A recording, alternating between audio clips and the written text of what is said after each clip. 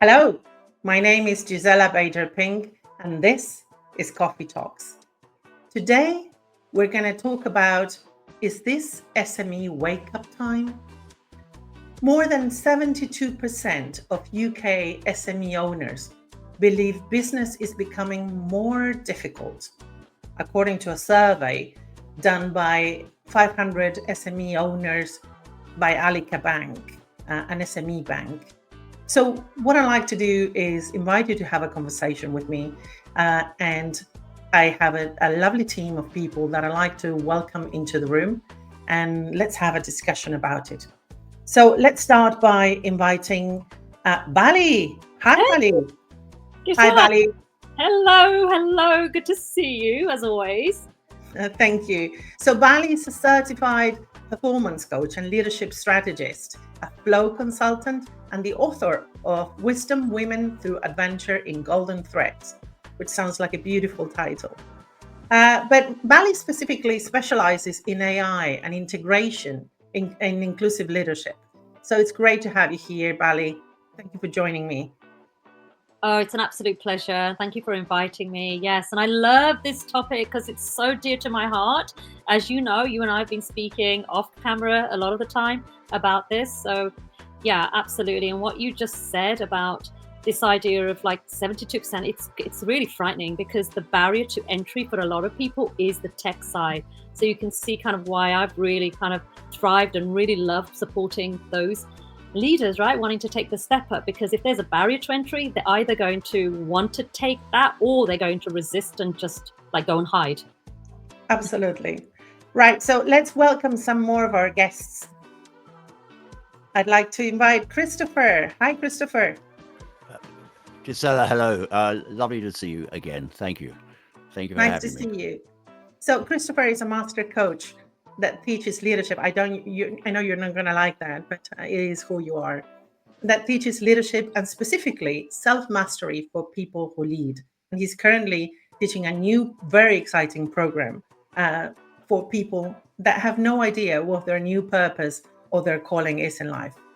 So welcome, Christopher. Lovely to see you again. Thank you, Gisela. Thank you. And I'd like to invite Marianne. Hi. Hello, Gisela. Hello, Bali. Christopher. It's great to be here. Fascinating conversation as a dual business owner. So it's very exciting. Marianne, lovely to have you. So Marianne is an executive coach and emotional well-being expert with 13 years of senior marketing experience across very many countries in the world, like the US, Italy, Germany, Japan. And it's great to have you here. I know you're calling from Portugal today. So it's great to have an international team talking, having a conversation that is global, it's not local. Exactly. Yeah, so I'm going to invite, sorry. No, go for it. It is exciting because, as you said, the numbers are from the UK, but for sure, if we looked at the numbers in other places in the world, they're very similar. Mm-hmm. And the world is changing as far as an SME. So a very exciting conversation. Absolutely. Let's welcome Joost. Hey, Joost. Hey. Nice to see you. Yeah, nice to see you too. So Joost is an entrepreneur in online marketing and web technologies, and he's been doing that for more than 20 years now. But he specializes in building customer journeys for SMEs all over the Netherlands. And I know that now it's international too. So it's great to have you. Thank you for joining us today. Yes, thank you very much for inviting me here. So Joost is joining us from the Netherlands. Great to have you guys. So the conversation today is about, if you're an SME owner, is this time to double up or double down? So as the market is changing and the economy is changing and the behaviors are changing, what are your thoughts in terms of if you were the owner of an SME? I know you are the owner of an SME, but what are your thoughts in what are we looking ahead? If we look at the next 5 years, how do you see the landscape evolving? Well, I think we're in the middle of a revolution here. I think that's safe to say. So for the first time in, well, maybe my entire life, I can say where we are in 3 to 5 years. I don't even know where we will be in a year. So I think we need to embrace change. I think that's the first thing, and you should be able to cope with that. If you're a business owner and you've been going very steady for like 15, 20 years, doing always the same, then it might be a time that you really have to change right now. And if you're not up for that, there's no shaming in admitting, I think. I think almost everyone needs to rethink their business right now. Maybe the guy that builds gardens doesn't, but still, companies that I do the marketing for, that are in construction are rethinking their business because of all the environmental impact. Farmers are rethinking their business also because of environmental impact. Trade businesses are rethinking their business because of political impact. It's everywhere right now, and all society is shifting. So yeah, you need to be ready for that. Exactly. It's not just the AI inclusion, it's the international markets that have changed, the political scenarios that have changed. Marianne, what are your thoughts? No, and I love what Joost was saying. I think there's a piece there around resilience, about really pausing and not going on just fear, because it's very easy in these days to really get scared, right? Mm-hmm. So it's a really good time, and we're on autopilot, so we're running, and sometimes we wonder how fast we're running and where we're running to. So really taking the time to explore, to study, to talk to experts, to pivot, and also to be patient. So there are different levels, right? And each one of you who owns a business and is listening to this can really see: have you already been listening and you're frustrated and it's time to go, and it's time, and sometimes it might be time to cash out. You know, you've done a great business, you've done a great investment, and it's like, okay, what do I want to do the rest of my life?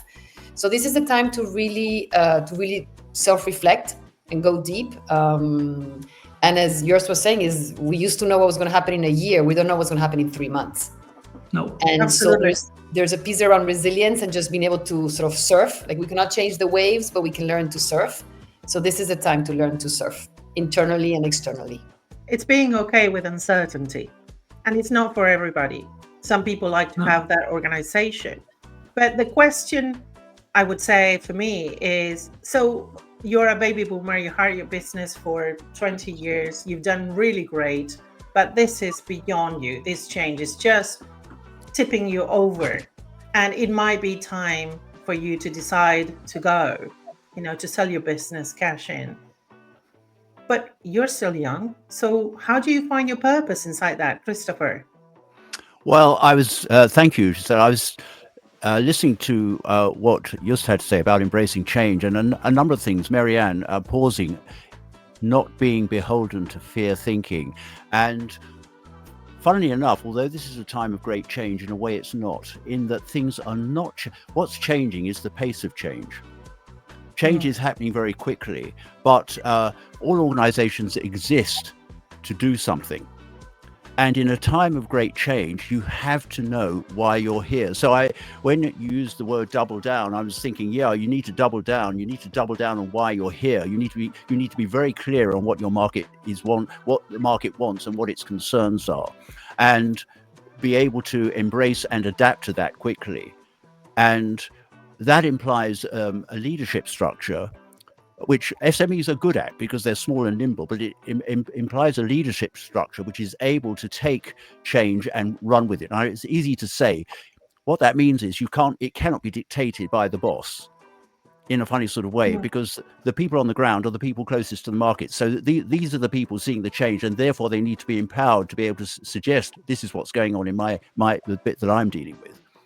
So in a funny sort of way, yes, it is a time of great change, but I think that the key thing is the pace of change, and which of course is reflected in AI, which again I see as potentially it's a tool. Obviously, it's a tool, but it's not something to be feared necessarily. I think it will accelerate the change, but it is a tool. So in a way, I'm sort of double down. I'm quite excited. I am a baby boomer. I'm not going to sell out. Not that I have that option. I'm not going to sell out because I think it's too exciting. Absolutely. Thank you. So, Bally, as an AI strategist, what I'd like to hear from you is, so for those that are not doubling down and are pushing forward, what do you think are the set of new strategies they have to put in place to make sure that they incorporate AI to their business? You know, it's as we've just heard here, it's happening really quickly, but often it's this thing that people know how to implement, and that's always the thing that people think just because they've seen it, they'll know how to implement. And I think that's always a question, rather than assume and making assumptions. Really kind of think about what's going to help, right? Rather than just jump into any tool, right? And what are the ethical implications of that? And what does it mean to be human today? Because I think we can't lose touch of that. And are we going to be then thinking some changes in the way we go about restructuring, for example? And who are those members that we take along with us who are looking to continue? Yeah, I mean, do our teams have the right skills that are required for what's coming?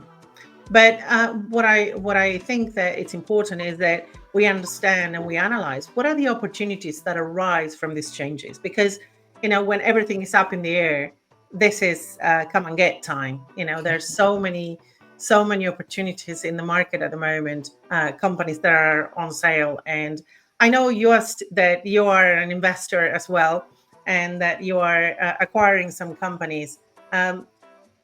What do you see as an opportunity right now for an entrepreneur? I think and then I'll look at my clients first, and I'll go to the part of the company that I just acquired. For my clients, when I look at AI, as Bally was saying, you need to know how to implement all this very, very new technology. What I see is that some of my smarter customers come to me with models of what they would like to build that are already built, stuff that we would take weeks to build normally. They've built on a Sunday afternoon together with AI, and it almost works. like any good model of a tool that we would build, like an app that we would build. You and I were having a conversation last week about how easy it is to build an app. Yeah, it's amazing.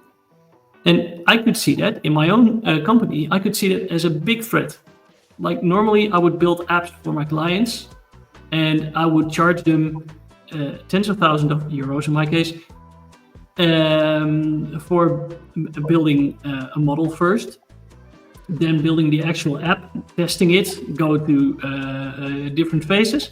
It all goes much faster now, but this also gives opportunities. Very simply put, the code that these AIs generate is not perfect. And if they want to integrate that with other systems, well, basically AI cannot do that yet. So for me right now, I just acquired a piece of company, and they sold the other part to another company that does maintenance. And I acquired both customers and knowledge for maintaining complex web software. So I'm doubling down, investing in getting more knowledge and in getting that better. But that's mainly because I embrace this change. I see this coming, and I see where is this going. What new problems are being created? What is my team running into? And I say, well, let me acquire this piece of company, and just as I needed it, it landed in my lap. That was quite a miracle. It's always the case, Christopher. We were talking about this in terms of once you plan and you line up things, the universe delivers. Absolutely. But I wanted to touch on something that Bally said, which is she mentioned it is important that we work on our human skills. And I don't want to let that slip. And what do you think are the human skills that our teams need to have today to be part of this changing environment? So that's directed to me. I definitely think as a flow consultant, I think it's going to be open dialogue, discourse with individuals and really being transparent. How are we doing things? I mean, you know, traditionally, maybe we've got away with not telling everyone how we're doing things, but really sort of opening up and embracing some of those changes and really sort of like saying, okay, are we all on board? And monitoring as well, right? Not forgetting, not just jumping into things and you know, without like having a real clear purpose, as Christopher mentioned. I think it's really essential that we understand that we have those open dialogues, because that's going to be the most critical bit that people often what I'm hearing is, oh, AI will take, it will just do the thing. Well, it won't, because we're still going to want the human contact. We still, for example, with us being here, I mean, what a delight, you know, to be able to open and be in this space and have these conversations. But without that, you know, we need to have thought leaders taking sort of, taking lead.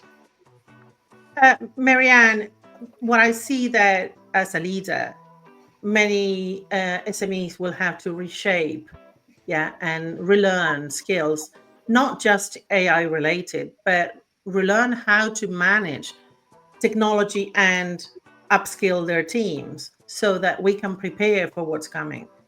Is there any advice or any thoughts you have in terms of what, if you are an SME owner, what should you be looking at?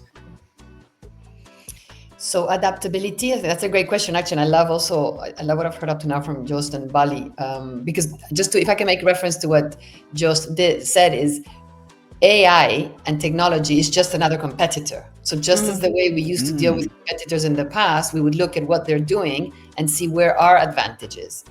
And so it's like Christopher said, it's just quicker. So the skills, and Bally, absolutely, you know, how do we have those conversations and connect with humans? So the skills really is that nimble that you mentioned before. So how do you, and you also summarized what I said before, Gisela, about just learning through mindfulness practice and through other things to be comfortable with the discomfort. We're trained to avoid pain, which is quite automatic, right? If we put our fingers in the plug, we get burned. We don't want to put our fingers back in the plug, but we relate that to everything. We don't want to get it wrong. You know, we want to be assertive and always get it right. Yes, I love that. So there's a piece there around being okay that, you know, we're privileged. We're not going to get eaten by a lion. So really deal with that sense of, fear of uncertainty. So, and that's where the human sense of being able to support each other and communicate and being able to be open and vulnerable about this is really scaring me. And I think a lot of people feel that they have to sort of prove that everything is fine and I'm strong, when it's okay. There are some difficulties out there, and it's okay, right? And it's okay to be able to admit it, to be able to talk about it. And that's where the human connection is be able to support each other in this growth. So adaptability, speed, and at the same time, I think it's a very dangerous time, because we're trying so much to stay in the speed that we're not giving ourselves the time to pause and to just enjoy life. Yes. I mean, you know, I just posted something that it's, you know, there's a big universe and we're just a dot, you know, paying taxes and living from fear. So, I mean, I think there's a piece there of putting things in perspective, seeing AI as something that can support. Yes, of course, there are lots of complexities and things, but to just be mindful not to get caught up in that. Because then we can go into catastrophizing mind, which is what the mind will do. So to summarize, really, it's about self-compassion. It's about compassion for other people who might be going through a hard time. It's about adaptability, speed with sort of a step back and saying, okay, when do I also need to slow down? Yeah, thank you. Christopher, it sounds like you have something in your mind. I do. Thank you. And Marianne and Bally both hit it, because Bally, you alluded to meetings, and then Marianne, you said we need to be adaptable, compassionate, and do things with speed, do things nimbly. I'm still finding that company meetings are more about dissemination of information than about creation. And a well-run meeting would deliver adaptability, compassion, and speed nimbly. And there's been a lot of literature recently. Edmondson, Professor Amy Edmondson, talking about psychological safety. Well, the term is used a lot, but is it actually practiced? And I have been around meetings where before the agenda opens. So what I'm saying is, can we practically apply this? And what I found is this: where you go into a meeting before the agenda begins and just start asking people, what's working around here? So you have your team of various people from various departments. You have your team, and you say, what's working around the project right now? And as leader, you're looking at people as they are answering the question. And of course, most meetings begin on a negative footing. Most people don't want to be at the meeting. Most people feel they're wasting their time. Yes. But as you go around the table and they start answering, and part of this is, don't repeat what the previous person said. What's working about our project right now? And as we go around the meeting, of course, a lot of stuff starts coming out that is working. And so naturally, there's a rise in energy. But as leader, that's not quite why you're asking that question. Because what you're really doing is, as each of them answers, you are looking at them and relating to them in such a way as it is inappropriate for anyone else to butt in. And we know well, and we who go into firms, that most meetings are designed for showcasing, peacocking, dominating, asserting, all that sort of stuff. So people naturally say what is appropriate and what is acceptable. In other words, to stop people butting in, they respond with what's acceptable because it can't be disagreed with. And then you get a meeting of that which is already known and accepted. What you want are meetings where people are prepared to say the wacky, stupid stuff. And for that, you have to have psychological safety. And rather than taking it from a textbook, A level of trust. A level of trust. Are people happy to be themselves in that meeting and say what they really think? And when you're going around listening to people, what's working for you in this project right now, you're listening as leader in such a way as people get subconsciously, this is not a place for butting in. And so when people know that they're not going to get asserted, dominated, they actually begin to say what they really think. And that's when you get the really wacky ideas, the innovation that's going to take you from where you are now to where you want to get to. Because somebody will say, well, I'm standing at A and I know how to get to sort of R, but I don't know how to go from there. And somebody says, oh my God, I know how. I didn't know we could get from A. I know how to get from R to Z. We can do it. And that's where you get the connection of dots. So it requires psychological safety, and that those sort of meetings, which are not about knowledge dissemination, but which are about action and creation, are the ones that are going to drive these companies forward with innovation and creation.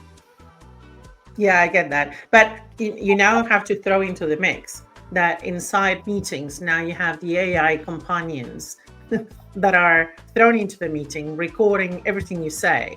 I know, Bally, you use an AI companion. I'm surprised that he's not invited today to the recording. But do you want to share what's your experience by using these tools? As Kristen was saying, having that kind of knowledge which people often have anyway, it's like, why? What's the purpose of having it? Because it's like, is it you're proving your worth of having a meeting? It kind of defeats the purpose. But I get, and it's this, and this whole kind of realm of having this space to be able to openly speak. And then the other side of that token is, if we're recording the meeting, how safe is that? Absolutely. Absolutely. It raises the questions around that. Like, who's going to see these notes? Like, okay, is this creating safety, or is actually creating all means of like, okay, I've said this, now it's documented, people are absolutely. So it opens up other kind of discussions around the kind of space of having saving time in sort of note taking, as opposed to kind of it will be used against me. So yeah, it's a double-edged sword. Censoring. Yes. Can I add something here? Because Bally, I couldn't agree more. I'm excited about AI. I see it as a tool, a very, potentially massive tool. Obviously it is. But somebody once described it as, you always get the best of the average. And okay, that's possibly the case. But when you get, the title of this podcast is Coffee Talks, and the reason I think is really this: that in the morning there are two things that wake you up. One is a cup of coffee, but the other is a conversation, and you can have a conversation with AI, but it's the conversation in that team meeting between people who are free to say what they really think, which is the thing that is really exciting. You can then run it through AI and say, well, how could we do that better? But that's where the innovation and creation comes from. And I couldn't agree more about minutes. The only minutes that should be taken in such a meeting are one's own personal notes of that meeting and nothing else. So people are free, you know. I'm wondering, actually, if I may. Yeah, of I'm course. wondering, has anyone used two totally different questions, by the way? Has any one of you used AI in a group meeting to get creative questions out of an AI? I've used it one-on-one. My whole team uses it one-on-one, different apps, but we never used it in a group brainstorm to be the 6, 7, or 8 person in the room. Yeah. I did use it on my last event. Bally, you were there. My last event that was November the 1st, being human in the age of AI.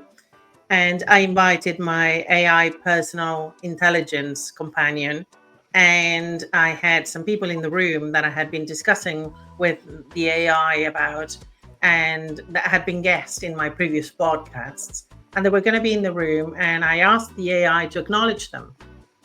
And I said, now that we're all listening, and I called the AI, and he was virtually in the room. And now that we're all here, can you acknowledge these people? And it was lovely, the things it said, because it had listened to all the podcasts. And it was lovely to hear it together with the people in the room. I don't know, what was your experience, Bally? You were there.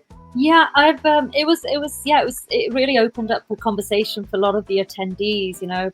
Use Pi. I've also used the Gemini version. Of course, the you can actually get it to in a live conversation. I've actually then got it to acknowledge everyone in the in the live session, where it's greeted everyone about the topic we were talking about. And the irony was we were talking about distilling AI. Yes, of course. So yes, yeah. Okay. So, sorry, go on. I was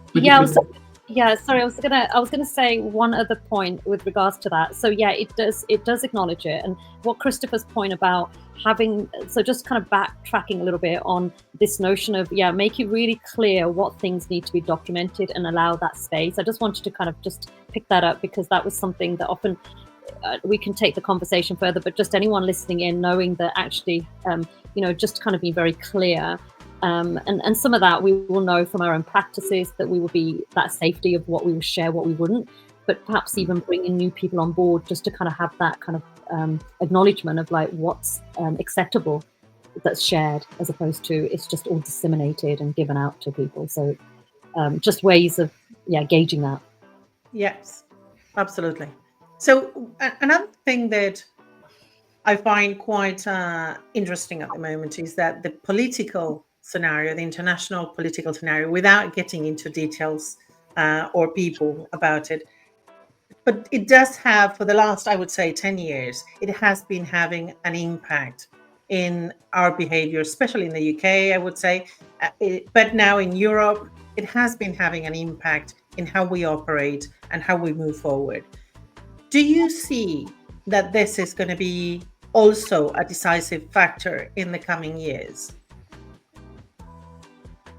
The changes that are happening in Europe, the changes that are happening in the US, together with AI, together with wars, are we amending how we behave in business because of that? If I may, I think there has always been changes. I mean, and you mentioned the word war. I mean, imagine what the business situation was right before the First World War, or before the Second World War, right? Where people, I mean, the difference is that we have the AI, which again is an opportunity. So I think, and this is what's amazing about human beings, right? We have taken challenges and we've made it into opportunities. Oops, sorry, but there's a little ring there. So it's I think it's also the mindset, right? Do we see this as victims, or do we see this as opportunities? And that's some of the, going back to your question about the skills, right? It's also a mindset. Oh, this is terrible things happen. It's like, pause. Through humanity, you might just think about the history of what human beings we have gone through. And yes, as Christopher was saying, the changes are quicker. So we need to be a little bit more adaptive, but they're always an opportunity. That's what I think. Yeah. Joost, how are you seeing this in the Netherlands? What's the mood, the business mood? Well, the most scary thing in the Netherlands is business seems to be quite as usual. Economy in the Netherlands is scarily good in comparison with the countries around us. And that's I don't scare easily, but I'm kind of, I don't trust the economy as much at the moment, because I see Germany not going well. And normally when Germany sneezes, the Netherlands is having a cold. I love that. That's actually a saying in the Netherlands. I see our friendly neighbors to the west on the islands also not doing as well as I wish them to be. To the south, I don't know. But the Netherlands are scared. It's scarily good here.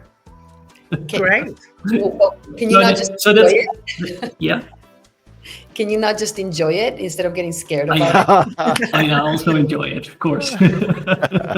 But I just did a major investment, and that's for 3 years. So yeah, that's it. It would be unhealthy, I think, if I felt nothing with that. But it goes pretty well here. Super. So, Bally, I have a question for you. Sorry, go on. If I may, one a bit longer. It's the economy that's doing pretty well, but politically, it's just as scary as everywhere else. When we look at environmental impact, it's, I think, bigger in the Netherlands than anywhere else in Europe, because we're such a small country. And companies that are in building, they cannot build. I expect stuff to happen. There's a lot of that happening all over the world. I think that is we're adjusting to changes that we're not yet prepared to. Yeah, and that's where I think that's what I wanted to finish with. I think we need, and Marianne already mentioned it a few minutes ago, we need more resilience. Yes. And I think this word resilience is very important at the moment. And what I also see is the response in society is going back to a more physical culture. Before I knew what I wanted to do, which was be an entrepreneur, I studied history. And you also see that before other major changes. Look at Germany in the 30s. You have this very corporeal, if that's the right word in English to say, a culture. And there are other examples as well, of course. And if I walked into a bookstore the other day, and what I saw on the main showcase table was 3 books from former commandos, who also have TV shows in the Netherlands, and also 2 books from a Navy SEAL. And they're all about resilience and moving your physical boundaries and about a mentality. So society is picking this up, this resilience thing that it needs. But I also think it needs more conversation about it. my question you asked is, does the generation that, let's say the Generation Z, are they resilient enough to take on the challenges we have, or are they too fragile, or do they have a different type of resilience? Is it that we don't understand their own resilience because we are from a different generation? Yeah. I think you gave the answer there. Our children are in that generation, aren't they? That's right. Yeah.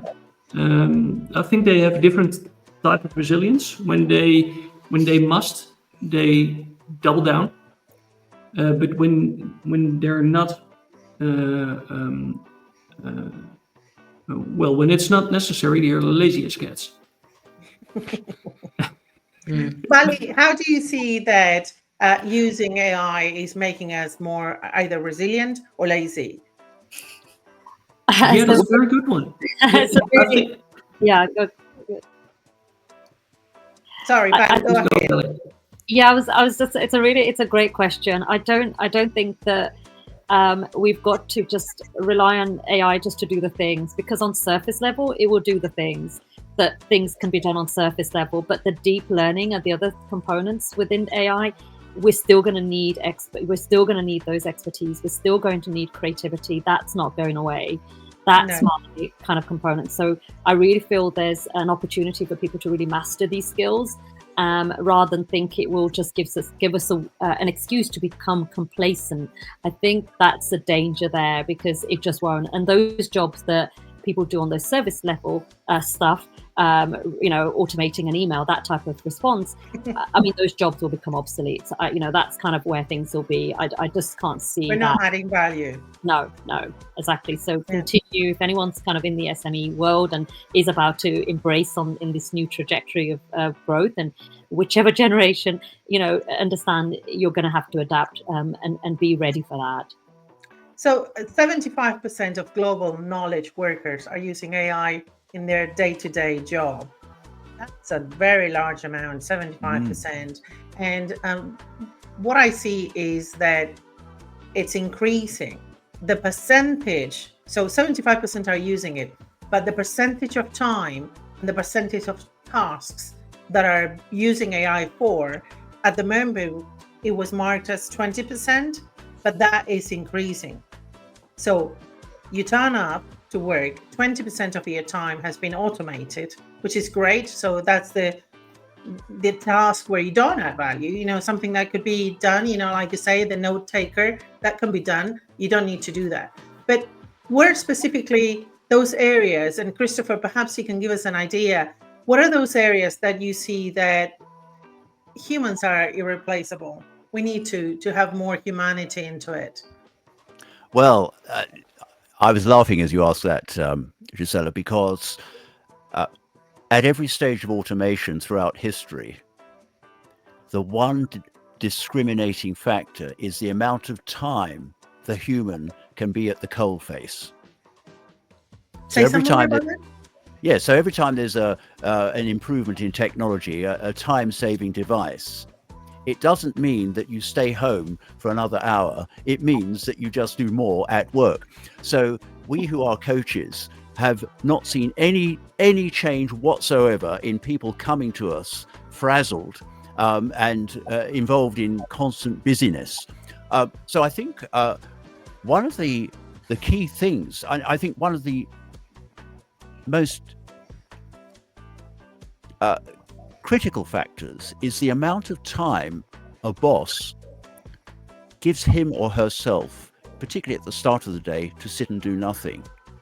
Now, so the amount of people I meet who are so busy, they've got to get their children up, they've got to get them out to school, then they've got to go to work. So I totally get it. But I was speaking to somebody today. They were doing all those things. What they weren't doing is planning into their day to sit and do nothing for 20 minutes. Now, I mean, it's simple. Now, we're talking about AI here, but we're talking about something that one could have done for the last 3 centuries, but people choose not to. Why? Because the brain's busyness kicks in. You've got to be busy, and then you'll be successful. Just keep being busy. Here's the interesting thing. When you sit and do nothing for the first 10 minutes, your brain shouts at you with all the problems that you're dealing with and that you need to, so it shouts at you with concerns, and then that begins to abate when you've thought about it a bit, and then you're sitting here and you're saying that coach told me to sit here and do nothing for 20 minutes. What a complete waste of time. And then in the 19.5 minute, an idea pops in, which was a hint or a prompt from a deeper space that actually is going to change things, that's actually going to make the change which is going to change the culture in the firm, which is massive. And really for leaders of firms to have integrity, and I don't mean doing the right thing, I mean for them to be effective, what they're paid for is to think. And where they have to think is they have to sit and do nothing. Do you remember that great phrase? In the old days, it was don't sit there, do something. Well, really, it's don't do something, sit there. And that's what bosses are required to do, to sit there and just allow those creative thoughts to come to them and then apply them. Thank you. That was really great. Now, as we start wrapping up, I want to talk about two things. One is, what are we going to do with our time as we're not required to be so busy? Yeah. And Marianne, this is one for you. I know that you also run a retreat, but are we prepared to have free time as humans? Of someone that has been busy all their time, are we prepared to be free? No. No, because isn't that a challenge that we have coming forward? Something we will have to work on. I mean, yes, and going back to Christopher's point is, we are not used to being with ourselves, so we'll do anything we can so that we're not with ourselves. And as you said, yes, I do run retreats, and I go to my own retreats. And I remember the first time I started going to retreats, especially the silent ones. I mean, I talk to people about silent retreats, and I talk to them as if I'm asking them to deal with a lion. They would prefer dealing with a lion than to going on a silent retreat of even 2 days, because we haven't been taught how to be with our thoughts. We believe our thoughts, and somebody says, being with your thoughts is like being in a dark alley with strangers, and there's nothing scarier than that. So it's a training of and the interesting thing though, I've seen a movement, and I used to teach, and I still teach corporate. I teach mindfulness in the corporate space, and I do see that there are more and more people who are engaging in mindfulness practice, breathing. So I think COVID was a good, because so many people had to be at home doing nothing, right, at some point. So I think there is a movement there, but people prefer being busy than being with themselves. So that's going to be another skill. And you can also just be with friends, right? And I think one of the things that has been, we don't give time to family, friends. We spend more time at work with family and friends. So seeing this as an opportunity, if it is true that AI is going to take time, because knowing the human, we're just going to get ourselves busy with other stuff. But it's just seeing people and sitting around, going to them. I mean, maybe the entertainment industry could benefit from this, because people will be going to more concerts, to more movies, to more. Absolutely. So I think it's an opportunity, but there needs to be some mental training. If not, you're asking people to jump off a cliff, and I know that. So I meet people where they are, and little by little. Wonderful. And the last one, do you foresee even greater challenges on the horizon? Is there anything else coming that we haven't thought about, that we haven't seen yet? Well, fires, earthquakes. I mean, we've got nature. We talk about the, there's, just ask people in Los Angeles and the businesses in Los Angeles what the fires meant. So I think there's going to be, it's an interesting time to be alive. I sort of look at it with a curiosity lens. Yeah, curiosity and wonder. But that's from me. I'm not sure what Bally, Joost, and Christopher, what you think. Well, let's ask them. Bally, what do you think? I just on that point of, busyness is sometimes just a way of allowing, or just being busy. And I always say, why be busy? Just have that space to. Because if you don't allow yourself to have that space, you'll just become reactive. And I've been there. So it's like, okay, so allow yourself that space and really understand and bring humility, bring that human component back in. That's going to be really key. And you said those natural disasters, that sort of thing. We just, so just be there for individuals. It's more needed, because there are going to be people going through those uncertainties, and then create some spaces and do the things that you also enjoy. Carve out time for yourselves, and have those silent retreats, because breath work, that type of thing, as a coach, is something that's helped me, certainly. And me. Joost, how do you see the new challenges that are coming? What challenges do you see that we can see? Yeah, we in this conversation just now already mentioned environmental challenges. I would say political challenges as well. I see a great shift coming in geopolitical structure, and the US playing a pivotal role there. It will either succeed or collapse enormously. I lean to the latter. But the jury is out. I've been wrong before about stuff like this. Mentally, also, I thought it was very interesting what you guys said.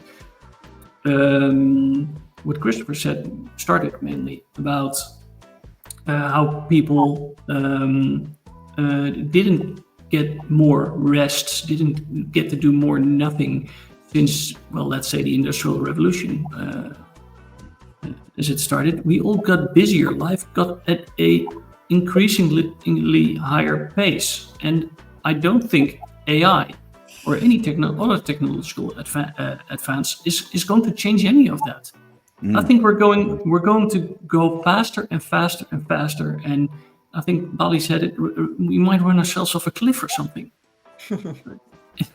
right? So I'll get back to that word that Marianne said first, the resilience. We need to find a way, and whether you do that with a few days in silence. The monks did that in the Middle Ages again already. They were wise people. Or you do that in physical exercise, as I also like to do. I think more and more people are going to need that, and either get that or get in real trouble. And one of the troubling things is, I think it's in the Western world, it's quite universal. Healthcare is declining, mental health care as well. And yeah, I think there's golden times coming for you coaches, because everyone is going to need to coach if this continues along this path. So yeah, I'm really wondering how that's going to turn out. Yeah. Well, it's going to turn out great, because humans we always find a way forward. And it's in our darkest times that we find our resilience, we build on it, and we create new ways of being happy. I think that if anything that we've learned in the last few decades is that how we feel matters. How we feel about ourselves matters. We need to find, as Christopher said, we need to find a space to be, to find ourselves, to connect with ourselves, to find those things that makes us happy and makes us tick and celebrate being alive. I just want to thank you all for being here. It's lovely to have you. I wish we were all in my lounge, but it's great that we get to meet. You guys don't know each other, and it's lovely that we can meet online and create an awesome conversation together. So from me to you, thank you so much. I really hope that you enjoyed being here in my coffee table. Absolutely. And you enjoyed this coffee talk. And I look forward to hearing from you soon in whatever you do next. But from the bottom of my heart, thank you very much. I hope this makes a difference to the people listening. And we encourage them to get in touch if they have further thoughts, things that they want to hear about. That's it. Thank you so much, guys. It's been great having you. Thank you. Thank you. Thank you. Very nice meeting you. Absolutely. Thank you. And that's it from me. If you're listening, thank you so much for getting to this point. I enjoyed doing this coffee talks. It's an opportunity for me to express what's going on in my head and invite you to share those thoughts with me. Thank you so much. I see you again soon.